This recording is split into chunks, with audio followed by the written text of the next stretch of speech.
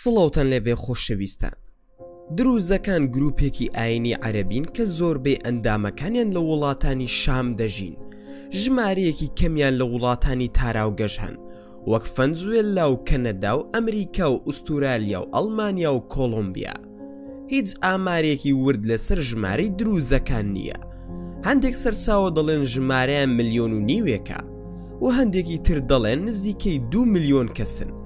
ئەمڕۆ بە یارمەتی خودای گەورە لە سەرەتاوە تا کۆتایی باز لە مێژووی دروزەکان دەکەین.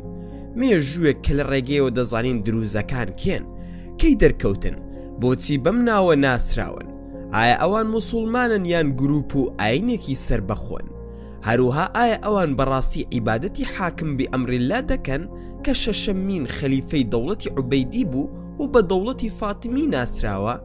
دەزانین بیر و باوەڕ و شەرعیەتەکەیان چییە و هەڵوێستیان بەرامبەر پێغەمبەران و هاوڵانی پێغەمبەر چییە؟ بۆچی دروزەکانی فەڵەستین لە سوپای ئیسرائیل خزمەت دەکەن سەرڕای ئەوەی کە عەرەبن؟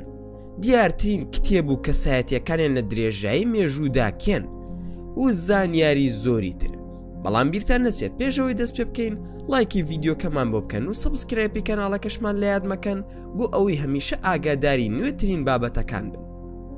یەکەم شت کە پێویستە بیزانین ئەوەیە کە دروزەکان کێن، کەی دەرکەوتن و بۆچی بەم ناوە ناسران. بۆ وەڵامی ئەم پرسیارانە دەبێت بچینە ناو مێژوو چیرۆکەکە لە سەرەتاوە بهێنین. لە ساڵی 969 زاینیەوە میسر سەر بە دەوڵەتی عوبەیدی بوو کە بە دەوڵەتی فاتیمی ناسرا بوو و لەسەر مەزهەبی شیعەی ئیسماعیلی بوو. ئەوان پێیان وابوو کە ئیمام و خەلیفە دەبێت لەنەوەی عەلی کوڕی ئەبی تاڵیب و فاتیمەی زەهرا بێت کە کچی پێغەمبەر بوو، درودی خودای لەسەر بێ. مەزهەبی شیعەی ئیسماعیلی مەزهەبێکی باتنیە، واتە پێیان وایە کە بۆ هەر دیاریەک نهێنیەک هەیە. بۆ نمونە وشەکانی قورئانی پیرۆز واتایەکی دیار و واتایەکی تری شاراوەی هەیە کە تەنیا ئەوانەی خوای گەورە تایبەتی کردوون دەیزانن. ساڵەکان تێپەڕین تا گەیشتینە ساڵی 996. لەو ساڵەدا عەزیز بی ئەمریلا پێنجەمین فەرمانڕەوای دەوڵەتی عوبەیدی کۆچی دوایی کردو، کوڕەکەی مەنسوور بوو بە شەشەمین فەرمانڕەوا و نازناوی حاکم بی ئەمریلای لێنرا. لەو کاتەدا تەمەنی تەنیا 11 ساڵ بوو. حاکم بی ئەمریلا کەسێکی خوێن ڕێژ و سیر بوو، لە خەیاڵیش تێپەڕی بوو.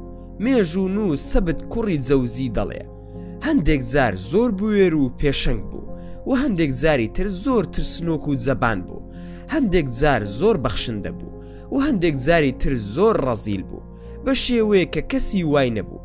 هەست دەکەی کە مەیلی بۆ کارە چاکەکان هەبوو، بەڵام ژمارەیەکی بێشومار لە پیاوچاکان و زانایان و نووسەرانی کوشت. 7 ساڵ بە جلوبەرگی خوریەوە دەژیا و خۆی نەدەشوشت.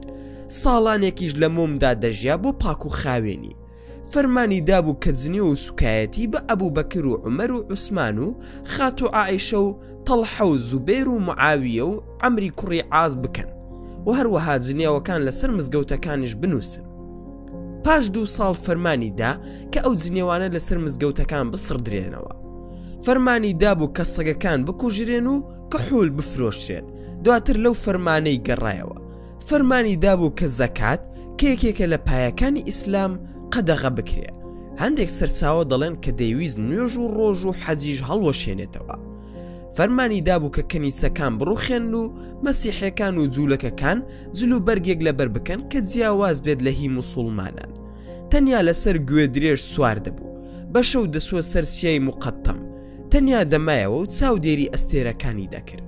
لەلایەکی ترەوە بە تایبەتی لە وڵاتی فارس کە ئێستا ئێرانە، پیاوێک بە ناوی حەمزەی کوڕی عەلی کوڕی ئەحمەدی زوزەنی لەدایک بوو. ئەو لەسەر مەزهەبی شیعەی ئیسماعیلی بوو. دوای ئەوەی گەورە بوو چووە میسر و لەوێ چاوی بە حاکم بی ئەمریلا کەوت و لەلای ئەو پلەیەکی گەورەی بەدەستهێنا. بەڵام دوای ماوەیەک حەمزەی زوزەنی دەستی کرد بە بڵاوکردنەوەی بیرۆکەی سیر کە بریتی بوو لەوەی خوای گەورە لە جەستەی حاکم بی ئەمریلادا حەشاردراوە. ئەمەش بەو مانایەتە کە حاکم بی ئەمریلا خودایە. حەمزەی زوزەنی بە لێهاتووی و ژیری خۆی توانی ژمارەیەک خەڵک بە بیرۆکەکانی قایل بکات و لەگەڵیان ڕێککەوت کە خەڵک بانگێش بکەن بۆ پەرستنی حاکم بئەمریلا. بەڵام ئەم بانگێشکردنە بنهێنی بێت لەناو ئەو کەسانی کە بە بانگێشتی خودایەتی حاکم بئەمریلا قایل بوون. کەسێک هەبوو بە ناوی محەممەدی کوڕی ئیسماعیل دەروزی کە بە نەشتەکیر ناسراوە. هەندێک گێڕانەوە باز لەوە دەکەن کە ئەو بنچەی تورکی هەیە، ئەویش لە وڵاتی فارس بوو و دواتر هاتە میسر. حەمزەی زوزەنی کە ئێستا ببوو بە ئیمامی مەزهەبە نوێیەکە لەگەڵ ئەو کەسانە کە بە مەزهەبەکە قایل بوون ڕێککەوتن کە مەزهەبەکە و بانگێشکردن بووی بەنهێنی بێت و هیچ کەسێک ناوەڕۆکەکەی ئاشکرا نەکات. ئەم ڕێککەوتنە زۆر بە باشی لە بیرتان بێ. بەڕاستی بانگەشەکارانی مەزهەبە نوێیەکە دەستیان کرد بە بانگێشکردنی خەڵک بۆ مەزهەبەکە بەنهێنی. بەڵام لە ساڵی 106 زاینی محەممەدی کوڕی ئیسماعیل دەروزی دەستی کرد بە بانگێشکردنی خەڵک بۆ مەزهەبەکە بە ئاشکرا.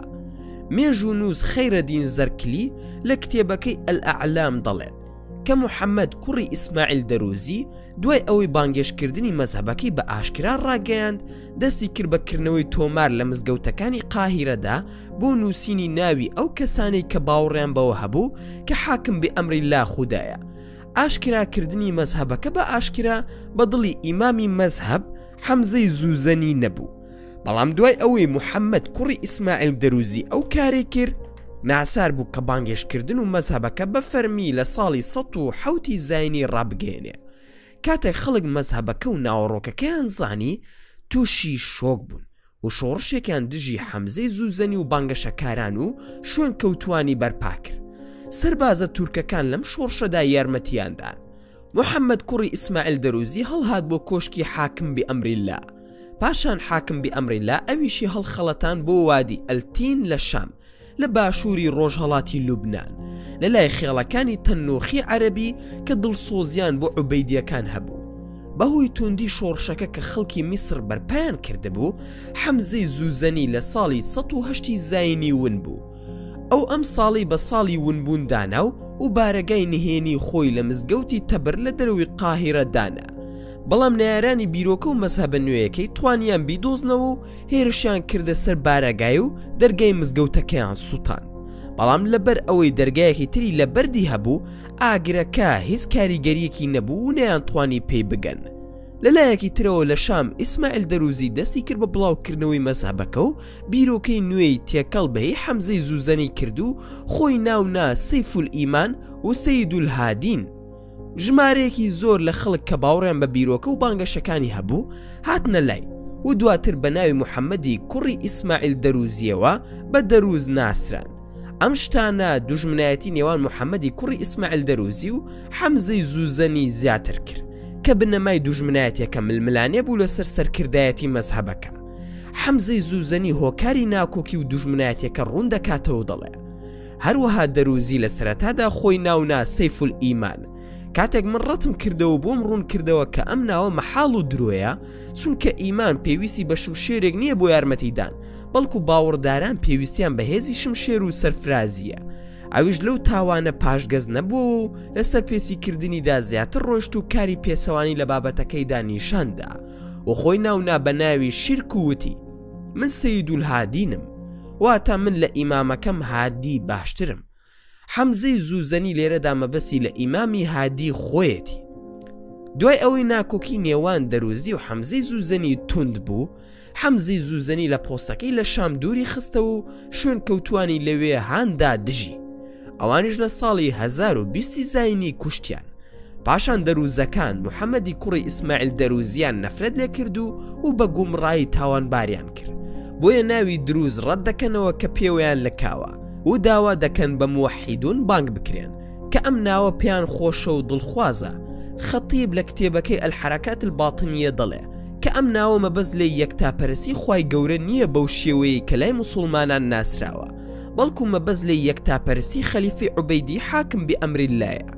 حەمزەی زوزەنی ئەم خاڵە ڕەت دەکاتەوە دەڵێ تەوحید بۆ گەورەکەمان جێگەی دووشایەتی دانەکە دەگرێتەوە.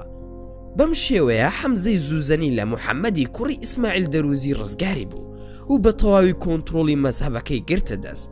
لە ساڵی 1021 کۆسی حاکم بئەمریلا وەک عادەت سووەسیای موقەتەم، بەڵام ون بوو و هیچ شوێنەوارێکی نەما. زۆرێک لە سەرچاوەکان دەڵێن کە خوشکەکەی ست المەلەک پلانی کوشتنەکەی داڕشتە بوو. دوای حاکم بئەمریلا کوڕەکەی زاهیر بوو بە خەلیفەی دەوڵەتی فاتیمی، ئەویش حەمزەی زوزەنی دەرکرد و دروزەکانی چەوساندەوە و ژمارەیەکی زۆریانی لێکوشت. حەمزەی زوزەنی چووە شام و لەوێ نیشتەجێ بوو. ئەو شوێن کەوتوانی لە بەرچاو ون بوون، چونکە لە تووڕێی خەلیفە زاهیر دەترسان. حەمزەی زوزەنی بەنهێنی لە پەیوەندی بوو لەگەڵ شوێن کەوتوانی.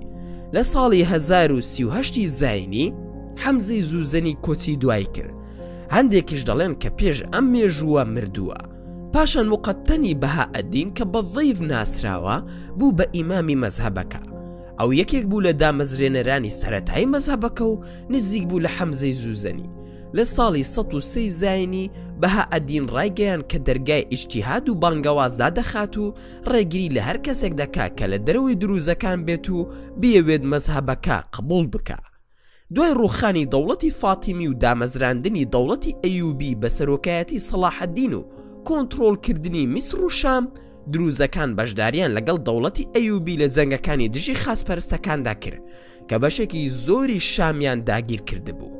دوای کۆتایی هاتنی دەوڵەتی ئەیوبی و هاتنی دەوڵەتی مەمالیک لە جێگەی ئەوان، دروزەکان بەشداریان لەگەڵ دەوڵەتی مەمالیک لە جەنگەکانی دژی مەغۆلەکاندا کرد.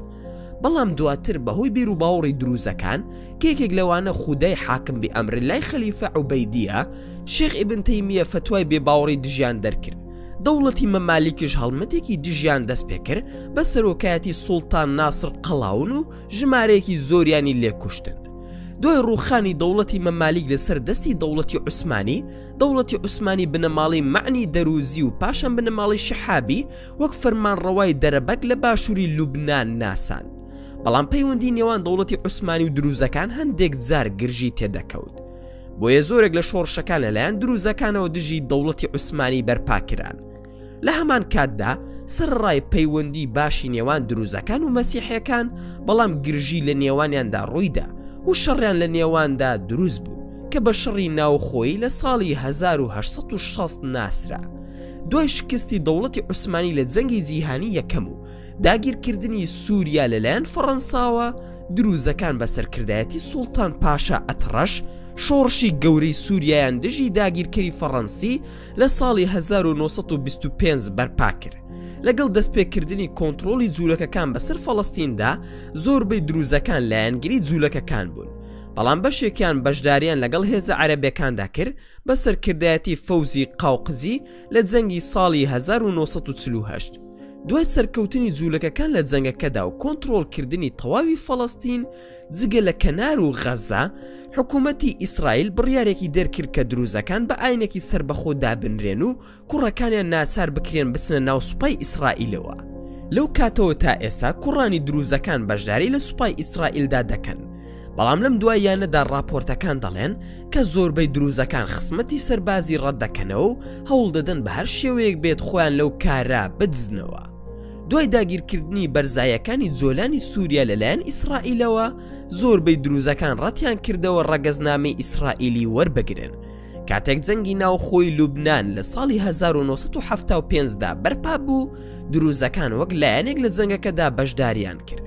لەم جەنگەدا چەندین لایەن بەشداریان کرد، وەک مەسیحیەکان، ڕێکخراوی ڕزگاری خوازی فەڵەستین، سووریا و ئیسرائیل. جەنگێکی زۆر قورس بوو و چەندین ساڵ بەردەوام بوو. ئێستا تێگەیشتین دروزەکان کێن، کەی دەرکەوتن و مێژویان چییە؟ با ئێستا بزانین دروزەکان بە چ ناوێک ناسراون. دروزەکان چەندین ناویان هەیە، دیارترینیان ئەو ناوەیە کە پیانەوە لەکاوە کە ناوی دروزە. ئەم ناوە لەبەر محەممەدی کوڕی ئیسماعیل دەروزی پیان بەخشراوە. ناوی دووەمیان موحیدونە، ئەمەش ئەو ناوەیە کە خۆشیان دەوێت و لە کتێبەکانیاندا بەکاری دەهێنن.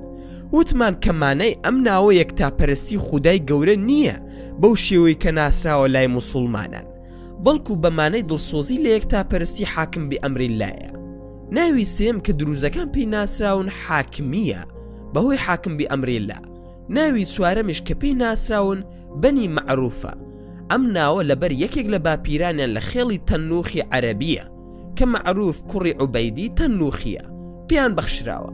لە گێڕانەوەیەکی تردا دەڵێن کە بەم ناوە ناسراون چونکە ئەوان خەڵکی چاکە و ڕێزن، هەندێکیش دەڵێن کە بەم ناوە ناسراون چونکە ڕاستیەکانیان دەزانی کە کەسانی تر نەیان دەزانی. باشە، ئێستا هەموو ئەو ناوانەمان زانی کە دروزەکان پێیان ناسراون. با ئێستا بزانین بیر و باوەڕی دروزەکان چییە؟ بیر و باوەڕی دروزەکان لە ئاین و فەلسەفەی جیاواز وەرگیراوە، وەک فەلسەفەی یۆنانی، ئاینی مەسیحی، مەزهەبی شیعەی ئیسماعیلی و بودیزم. یەکەم خاڵ لە بیر و باوەڕی دروزەکان خودایی حاکم بی ئەمریلایە. دروزەکان پێیان وایە کە خی گەورە لە جەستی حاکم بی ئەمریلادا حەشاردراوە. لە قورئانی دروزەکان لە پەیمانی ئەهد و میساق دەبینی نووسراوە: باوەڕم بەخۆی پەروەردگارم هێناوە، حاکمی بەرز و بڵند، پەروەردگاری دوو ڕۆژ هەڵات و دوو ڕۆژ ئاوا، کە ئەو دیار و ناوازەیە، و باوەڕم بە کردارێکە کە لەلایەن گەورەکەمان حاکمەوە دێ، و من لە پێناو گەورەکەمان بەنهێنی و ئاشکرا بە گیان و ماڵ و منداڵ و هەموو مڵک و ماڵێک کە هەمە خەبات دەکەم بە قسە و کردار، و من شایەتی بۆ گەورەکەم خودای حاکم دەدەم کە لە ئاسمان خودایە و لە زەویش خودایە، و شایەتی بۆ گەورەکەم هادی وەڵام دەرەوەی داواکاران و تۆڵە سێنەرەوەی شیر کچیەکان و مرتەدەکان حەمزە کوڕی عەلی کوڕی ئەحمەد دەدەم کە بەهۆی ئەو خۆری ئەزەلی هەڵهات و لێی دوا و لە پێناوی ئەودا هەورەکانی بەخشندەی کۆکرانەوە، و من خۆم بێتاوان دەکەم و دەردەچم لە هەموو ئاین و مەزهەب و گوتە و بیر و باوڕەکان کۆن و نوێ، و باوەڕم بەوە هێناوە کە گەورەکەم حاکم فەرمانی پێکردووە کە هیچ کەسێک لە پەرستنیدا بە هاوبەشدانانیم لە هەموو قۆناغەکانمدا. خاڵی دووەم کە دەرباری بیر و باوەڕی دروزەکان قسەی لەسەر دەکەین بریتە لە تەناسوخ و تەقاتڵ و حلول. لای دروزەکان کاتێک مرۆڤ دەمرێت ڕۆحی نامرێ، بەڵکو لە قەمیسێکەوە بۆ قەمیسێکی تر دەگوازرێتەوە، واتە لە جەستەیەکەوە بۆ جەستەیەکی تر، و کەسێک کە نابینا یان ئیفلیز لەدایک دەبێ ڕۆحەکەی گوناهی کردووە، بۆیە خوددا بە جەستەیەکی نەخۆش تاقی دەکاتەوە. و لای ئەوان مرۆڤ تەنیا یەکجار دروست کراوە و ژماری مرۆڤەکان زیادیان کەم ناکات. ژمارەکە هەمان ژمارەیە لەوەتی یەکجار دروست کراون. یەکێک لە گەورە بانگەشەکارانی دروزەکان کە بەها ئەلمەقتەنیە لە کتێبی ڕەسائل الحیکمە دەڵێت: ئایا گەرجیهان لە 1000 ساڵدا تەنیا یەک کەس زیاد بکە زەوی بەوان تەسک نابێتەوە؟ پاشان ئەگەر لە 1000 ساڵدا یەک کەس کەم بکە هیچ کەسێکیان نامێنن. بۆیە لای هەر خاون عەقڵێکی ژیر و کەسێک کە بەڕاستی دڵسۆزی خۆیەتی ڕاستەکە کەسەکان نەکەم بوونەتەوە و نەزیاد بوونەتەوە، بەڵکو بە شێوەی جیاواز دەردەکەون بە پێی ئەوەی کە لە چاکە و خراپە وەری دەگرن. خاڵی سێمان لە بیر و باوەڕی دروزەکان بریتە لە سنووری پێنجەمینەکان. لای دروزەکان یەک تاپەرستی و باوەڕی کەسێک تەواو نابێت تەنیا بەزانین و گوێڕایەڵی تەواو بۆ سنوورە پێنجەمینەکان. ئەم سنوورانە بریتین لە حەمزەی زوزەنی کە سنووری عەقڵ نوێنەرایەتی دەکا، ئیسماعیلی تەمیمی کە سنووری نەفسی گشتیە، وەهبی قوڕەیشی کە سنووری وشەیە، مستەفا سەلامەی سامری کە سنووری پێشینەیە، و لە کۆتاییدا بەها ئەدین موقەتەنی کە سنووری دواترە. ئەم پێنج کەسایەتیە نوێنەرایەتی پێنج ڕەگەزەکەی جیهانی دروزەکان دەکەن. قسەکردن لەسەر سنوورە پێنجەمینەکان پێویستی بە حەڵقەیەکی تایبەت هەیە. با ئێستا بچینە سەر خاڵی چوارەم لە بیر و باوەڕی دروزەکان کە بریتیە لە بیر و باوەڕیان سەبارەت بە ڕۆژی دوای و پاداشت و سزا. بیر و باوەڕی دروزەکان سەبارەت بە ڕۆژی دوای ئەوەیە کە هیچ مردنێکی ڕۆح و هەستانەوە و زیندووبوونەوەیەک بوونی نییە. نووسەری دروزی عەبدوڵڵا نەجار لە کتێبەکەی مەذهەبت دروز و تەوحید دەڵێت: ڕۆحەکان نامرن بۆ ئەوەی زیندوو بکرێنەوە و ناخەون بۆ ئەوەی خەبەریان لێ بکرێتەوە، بەڵکو ڕۆژی لێپرسینەوە کۆتای قۆناغەکانی ڕۆحەکان و گەشە پێدانەکانیانە. واتە مەبەستی کۆتایی گواستنەوەی ڕۆح لە جەستەیەکەوە بۆ جەستەیەکی ترە، ولای ئەوان ڕۆژی دوایی دەرەکەوێت پەرستراو کە حاکم بی ئەمریلایە بە شێوەیەکی مرۆیی. هیچ ڕۆژێکی دیاریکراویان نییە بۆ ڕۆژی دوایی، بەڵام دەڵێن کە لە مانگی جەمادی یان ڕەجەب دەبێ. وەلی نیشانەکانی ڕۆژی دوایی لای ئەوان زاڵبوونی مەسیحەکان و جوولەکەکان بەسەر وڵاتەکاندا و خۆ بەدەستەوەدانی خەڵک بۆ گوناه و خراپە و بیر و باوەڕی گەندەڵ و کۆنتڕۆڵکردنی جوولەکەکان بەسەر قودس و چەندین نیشانەی تر، و هیچ پاداشت و سزایەکیان نییە لە ڕۆژی دواییدا، بەڵکو پاداشت و سزا لەم دنیادایە. حەمزەی زوزەنی دەڵێت کە سزای کەسێکی تاوانبار بریتێ لە گواستنەوەی ڕۆحەکەی لە جەستەیەکەوە بۆ جەستەیەکی تر کە لە پلەی ئاینی و ژیانی دنیاییدا نزمترە، بەڵام پاداش لای ئەوان بریتێ لە بەرزبوونەوەی پلەکانی کەسەکە لە زانستە ئاینیەکاندا لە پلەیەکەوە بۆ پلەیەکی بەرزتر. دروزەکان باوەڕیان بە بەهەشت و دۆزەخ نییە. ئیسماعیلی تەمیمی لە کتێبی ڕەسائل الحیکمە دەڵێ: سەبارەت بە قسەی ئەوان کە دەڵێن بەهەشت پانیەکەی ئاسمانەکان و زەویە، ئەوە مانای ئەم قسەیان نەزانیوە. ئەگەر پانیەکەی ئاسمان و زەویە، ئەی درێژەکەی چۆن دەبێت و دۆزەخ لەکوێی دەبێت؟ و مانای درێژی و پانی ئەوەیە کە درێژەکەی عەقڵی گشتیە کە ئیمامی پارێزگارانە بە حەق و شمشێری پاکی یەکتا پەرستیە و لە ناوبەرە بۆ هەر زۆردار و سەرکەشێک. دروزەکان بوونی فریشتە و جنۆکە ڕەت دەکەنەوە. فریشتەکان لای ئەوان هێزەکانی چاکن و جنۆکەکانیش هێزەکانی شەڕ و گوناهن. خاڵی پێنجەم لە بیر و باوەڕی دروزەکان پابەندبوونە بە شارنەوە و نهێنی. شارنەوە و نهێنی و تەقیە لای دروزەکان یەکێکە لە بنەماکانی بیر و باوەڕیان. ئیمامەکەیان حەمزەی زوزەنی لە کتێبی ڕەسائل الحیکمە دەڵێ مەزهەبی تەوحید بۆ هیچ کەسێک ڕاز نییە تەنیا بە شارنەوە و شارنەوە بە ماڵ و سامان. ئەگەر دەروزیەک لەناو خەڵکی زاهیردا واتە لەناو موسڵمانانی سوننە بژی با خۆی بە مەزهەبەکەیان بشارێتەوە لە نوێژ و ڕۆژ و حەج و پێشخستنی ئەبوبەکر و عومەر و عوسمان لەسەر عەلی کوڕی ئەبی تاڵیب و هیتر. ئەگەر لەناو ئەهلی تەویلدا بژی لە وڵاتێک کە شیعە زاڵن واتە ئەگەر دەروزیەک لەناو شیعەدا بژی با خۆی لە مەزهەبی تەویلدا بشارێتەوە و زلوبەرگی ئەوان لەبەر بکات و عەلی کوڕی ئەبی تاڵیب لەسەر هەموو هاوڵان پێش بخات و زنێ و بە ئەبوبەکر و عومەر و عوسمان و عائیشە بدات و لە دینەکەیان هاوڕا بێت لە ڕووی دەرەوە. ئەگەر لەناو مەسیحەکاندا بژی زلوبەرگی ئەوان لەبەر بکات. ئەم حاڵەتە ڕەحمەتێک لەلایەن خودداوە بۆ ئەهلی تەوحید کە یەکتا پەرستیان لە دڵیاندا بێت و لە دەرەوەدا لەگەڵ هەر گروپێک بگونجێن. کاتێک نووسەر عەبدوڵڵا نەجار کە لە تائیفەی دروزە کتێبەکەی بە ناوی مەذهەب دروز و تەوحیدی بڵاو کردەوە کە زانیاری دەربارەی مەذهەبی دروزەکانی تێدا بوو، هێرش کرایە سەر کتێبەکە و نووسەرەکە. مەشایخانی دروز محکەمەیان کرد و چەندین نوسخەی کتێبەکان لە بازاڕەکاندا کۆ کردە و سوتاندیان. دروزەکان دەڵێن کە باوەڕیان بە سێ ئاینەکە و قورئانی پیرۆز هەیە، بەڵام لەبەر ئەوەی ئەوان گروپێکی باتنین پێیان وایە کە وشەکانی قورئانی پیرۆز مانای دەرەکی و مانای ناوەکی شاراوەیان هەیە. با ئێستا بچینە سەر خاڵێکی گرنگ کە هەڵوێستی دروزەکانە لەسەر پێغەمبەران و هاوڵانی پێغەمبەر. سەرڕای ئەوەی هەندێک سەرساوە دەڵێن کە دروزەکان باوەڕیان بە چەند پێغەمبەرێک هەیە، بەڵام لای دروزەکان پێغەمبەران ناویان نتاقەیە کە شەرعیەتی دەرەکیان هێناوە کە ناکۆک بۆ لەگەڵ حەقیقەتی تەوحید کە لای ئەوان بەرزەسەکردنی خوای گەورە بووە لە چەند مرۆڤێکدا و کۆتاییان حاکم بە ئەمریلا بوو تاکە پێغەمبەر لای ئەوان حەمزەی زوزەنیە کە لای ئەوان لە هەموو سەردەمەکاندا گواستراوەتەوە. حەمزەی زوزەنی لە کتێبی ڕەسائل الحیکمە دەڵێ ئێوە دەزانن کە موحەممەد 410 ساڵ تەمەنی بوو ئاینەکەی بەسەر هەموو ئاینەکاندا زاڵ نەبووە. کاتێک بۆ موسڵمانان ئەمە ڕاز نەبوو، زانیمان کە پێغەمبەری ڕاستەقینە عەبدولمەولانە جەلە زیکرە و لێرەدا مەبەستی لە عەبدولمەولانە خۆیەتی واتە حەمزەی زوزەنی. لەم کتێبە پیرۆزەی دروزەکان سوکایەتی بە پێغەمبەر درودی خودای لەسەر بێت دەکرێت.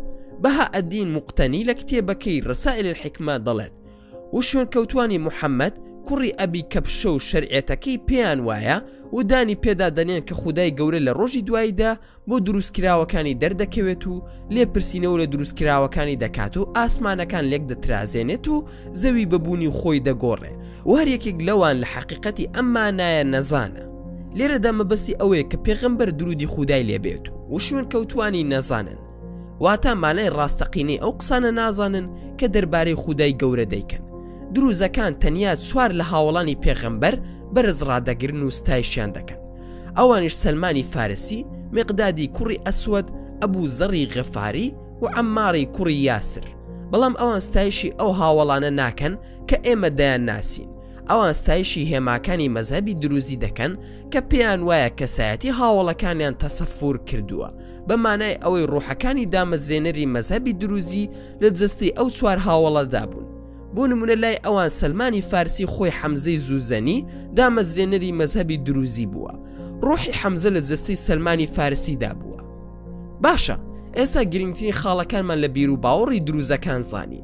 با ئێستا بزانین گرنگترین و ناسراوترین کتێبەکانیان کامانن. لە گرنگترین و ناسراوترین کتێبەکانی دروزەکان کتێبی ڕەسائل الحیکمەیە کە بە کتێبی پیرۆزیان دادەنرێ. هەروەها لە گرنگترین کتێبەکانیان کتێبی موسحەف دروزە کە بە ناوی ئەلمونفرد بذاتیهی ناسراوە و دەدرێتە پاڵ حەمزەی زوزەنی. کتێبی تری گرنگیان هەیە وە کتێبی ئەلنەقد وەدەوایر و کتێبی شەرح نەثق وەلی ئەلزەمان وكتێبی الصحف المرسومة بالشريعة الروحانية. باشە، ئێستا گرنگترین و ناسراوترین کتێبەکانی دروزەکانمان زانی. با ئێستا بزانین سروشتی کۆمەڵگەی دروزی لە ڕووی ئاینیەوە چۆنە. کۆمەڵگەی دروزی بەسەر دوو بەشدا دابەش دەبێ: کەسی ڕۆحانی و کەسی جەستەیی.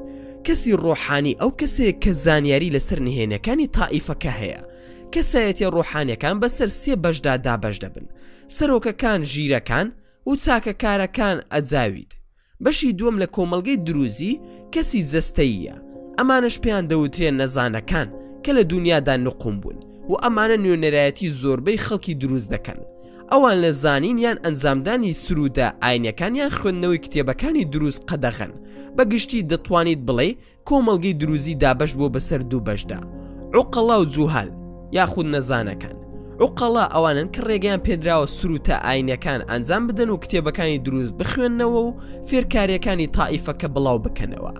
بەڵام زۆری دووەم کە جوهالەکانن، ئەمانش زۆربەی دروزەکان پێک دەهێن و ڕێگەیان پێنادرێت لە فێرکاری ئاینەکان یان کتێبەکانی دروست ئاگادار ببنەوە و سروتە ئاینیە تایبەتەکانی دروست ئەنجام نادەن. بۆیە زانیارێکی زۆر کەمیان هەیە دەربارەی بیر و باوڕیان. با ئێستا گرنگترین خاڵەکان لە شەرعیەتی دروزەکان بزانین. جگە لە وتنی دووشایەتی دانەکە، دروزەکان شوێنی پایەکانی تری ئیسلام ناکەون، واتە نوێژ یان زەکات یان ڕۆژ و یان حەزیان نییە و حەوت فەڕیزەی جێگرەوەیان هەیە بۆ فەڕیزەکانی ئیسلام. لای ئەوان ڕازگۆیی زمان جێگرەوەی نوێژە، پاراستنی برایان جێگرەوەی زەکاتە، وازێنان لە پەرستنی نەبوون و بوختان جێگرەوەی ڕۆژووە، بێبەری بوون لە شەیتانەکان و ستەمکاران جێگرەوەی حەجە، یەک تاپەرستی بۆ حاکم بی ئەمریلا جێگرەوەی دووشایەتی دانەکەیە، ڕازی بوون بە کردارەکان چۆن بن جێگرەوەی جیهادە، و خۆ بەدەستەوەدان بۆ فەرمانەکان بە نهێنی و ئاشکرا جێگرەوەی ویلایەتە. خاڵی دووەم لە شەرعیەتی دروزەکان بریتە لە هاوسەرگیری و تەلاق. لای دروزەکان هاوسەرگیری لە دەروی تائیفەکە قەدەغەیە، واتە پیاوی دروزی ناتوانێت تەنها لەگەڵ ژنی دروزیدا هاوسەرگیری بکە و ژنی دروزیش ناتوانێت تەنها لەگەڵ پیاوی دروزیدا هاوسەرگیری بکە. فرە ژنیش لای ئەوان قەدەغەیە لە حاڵەتێکدا کە مێردیان ژنێک یان یەکێک لە لایەنەکان داوای تەلاق بکە. ئەوە لایەنی تر مافی ئەوەی هەیە نیوەی مولکەکانی لایەنەکەی تر وەربگرێ کە داوای تەلاقی کردووە. ئەگەر تەلاق ڕوویدا قەدەغەیە کە دووبارە پێکەوە بگەڕێنەوە.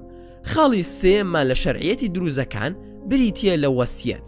لای دروزەکان دروزی مافی ئەوەی هەیە وەسیەت بە بەشێک لە مولکەکانی بکە بۆ هەر کەسێک کە خۆی دەیەوێ، بە مەرجێک ئەو مولکانە لە ڕێگەی کارەکانی خۆیەوە بەدەستی هێنابێ. بەڵام ئەگەر بە میرات بۆی مابێتەوە، ئەوە کوڕەکانی مافی ئەویان هەیە داوای دابشکردنی بکەن. لە کتێبی موسحەفت دروستدا داوا لە دروزەکان کراوە کە بەشێک لە سامانەکانیان وەسیەت بکەن بۆ عوقەڵا کە پیاوانی ئاینی تائیفەی دروزین. با ئێستا بینە سەر پرسیارە گرنگەکە: ئایا دروزەکان موسڵمانن یان تائیفە و ئاینێکی سربەخۆن؟ دروزەکان دەڵێن کە ئەوان گروپێکن لە گروپە ئیسلامیەکان کە نێریتە تایبەتەکانی خۆیان هەیە. ئەزهەر لە میسر فتوایەکی دەرکردووە کە ئەوان موسڵمانن لەسەر مەزهەبی شیعی ئیسماعیلی و ڕەتی کردووەتەوە لە ئیسلام دەربچن، چونکە دووشایەتی دانەکە دەڵێن. بەڵام زۆرێک لە زانایانی موسڵمان دروزەکان بە تائیفێکی جیاواز لە ئیسلام دادەنیان و پێیان وایە کە ئەوان لە ئاین دەرچوونە. بۆ نمونە شێخ ئیبن تەیمیە دەڵێت ئەمانە دروزیەکان و نووسەیریەکان بە کۆدەنگی موسڵمانان کافرن. خواردنی سەربڕاوەکانیان و ژنهێنانی ژنەکانیان حەڵاڵ نییە، چونکە ئەوان مرتدن لە ئاینی ئیسلام، نە موسڵمانن نەجوولەکە نە مەسیحی. باوەڕێن بە واجببوونی پێنج نوێژەکان نییە، نە بە واجببوونی ڕۆژووی ڕەمەزانیش، نە بە واجببوونی حەجیش، نە بە حرامبوونی ئەوەی خودا و پێغەمبەر حرامیان کردووە، وەک مردار و عەرەق و شتەکانی تر. و ئەگەر دووشایەتی دانەکەشیان وت لەگەڵ ئەم بیر و باوەڕانە، ئەوە بە کۆدەنگی موسڵمانان کافرن. هەندێک لە زانایان دەڵێن کە دروزەکان دووشایەتی دانەکە دەڵێن و دەڵێن کە ئەوان موسڵمانن بۆ ئەوەی ئاینەکان بپارێزن و خۆیان لە چەوساندنەوەی موسڵمانان بپارێزن. با ئێستا بزانین ناسراوترین بانگەشەکارانی دروزەکان و ناسراوترین کەسایەتی دروزیەکان لە درێژایی مێژوو کێن. ناسراوترین بانگەشەکارانی دروزەکان بریتە لە حەمزەی زوزەنی، حەسەنی کوڕی حەیدەری فەغانی، محەممەدی کوڕی ئیسماعیل دەرۆزی، ئیسماعیل کوڕی حامیدی تەمیمی و بەهاءەدین موغنی. لە ناسراوترین کەسایەتی دروزیەکان سوڵتان پاشا ئەتڕەش کە سەرکردەی شۆڕشی گەورەی سووریا بوو و کەماڵ جوون وڵات کە دامەزرێنەری پارتی پێشکەوتن خوازی سۆسیالیست بوو و شاعیر سەمیح قاسم و بێژەر فەیسڵ قاسم و چەندین کەسی تر. بەم جۆرەش گەیشتینە کۆتایی ڤیدیۆکەمان. ئێوەش ڕاتانچیە لەسەر دروزەکان دەتوانن لە کۆمنتی ئەم ڤیدیۆیەدا ڕاو پێشنیارەکانتانمان لەگەڵدا هاوبەش بکەن و زۆر سوپاسان دەکەم کە تا ئێستا بینەری ڤیدیۆکەمان بوون. ئەگەر ڤیدیۆکەتان بەدڵ بوو ئەوە هەر ئێستا لایکی ئەم ڤیدیۆمان بۆ بکەن و هەروەها شێری بکەن لەگەڵ هاوڕێکانتاندا و لە بیرشتان نەچێ ئەگەر ئەتانەوێ هەمیشە بابەتی ناوازە لە کەناڵەکە ئێمە ببینن ئەوە هەر ئێستا سەبسکرایبی کەناڵەکەمان بکەن و زەنگۆڵی تەنیشتی سەبسکرایبەکەش چالاک بکەن و دووبارە و سێبارە سوپاسان دەکەم بۆ تەماشاکردنی ڤیدیۆکە تا ڤیدیۆیەکی تر و تا کاتێکی تر هەر شاد و بەختەوەر بن و خواتان لەگەڵ بێت و ئامانەتی خودا بن.